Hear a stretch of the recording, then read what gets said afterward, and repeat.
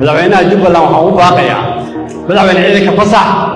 سيرس كبونا وصعب جرتي قدها لو صعب جرتي Soomaaliya hore waxay u maqashay Muuse ciidan kada Faysal Cabdi Bootaan ala qabtaa ku xigtay Maraxaan Kismaayo degan yahay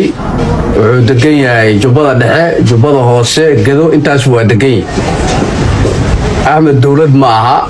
waxa Kismaayo ka jirana Jubbaland lama yiraahdo waxa la yiraahdaa Jubbaland baa la yiraahdaa in maamul Jubbaland la baabiyo oo degmooyin dhisan la burburiyo oo systemka federaalka la burburiyo lama aqbali karo dadkana carabka Jubbaland la yiraahdo iska daayay Jubbaland waxa la yiraahdaa waxay Soomaali wada leedahay la dhaa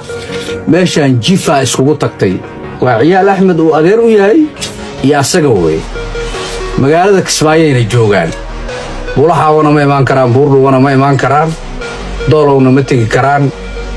hadaa leedmaayo luuqna warkeeda gadana ma iman karaan insha Allahuna waa laga horeyn doonaa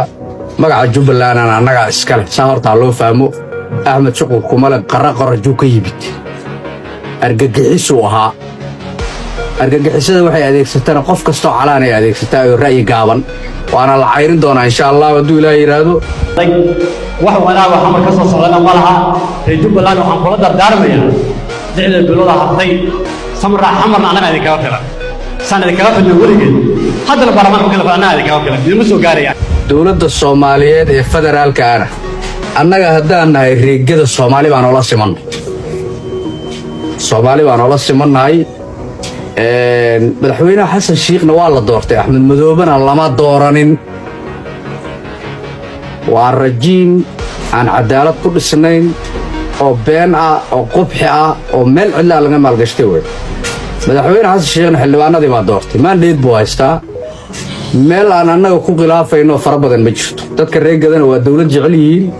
saad ogtiin reebur waxaan ugu bishaareynayaa Jubbaland cusub baa la dhisayaa Axmed kama cabanaa garbaari baa la isugu imaan oqaasha imaanayso garadka imaanaya waana la dhisi maamul gobolka Gada leeyahay oo Jubbaland la yiraahdo asagu Jubbaland maana waa Jubbaland baa golaha wada tashay qaranka tagi doona insha Allah haduu Ilaahay yiraahdo wax badan baa la soo samray waa baabaa midkaan insha Allah haduu Ilaahay yiraahdo waa si baabeena qof kasto oo Jubbaland ka socdo Axmed ra'yigiisa ku socdana faleesa min anaga mid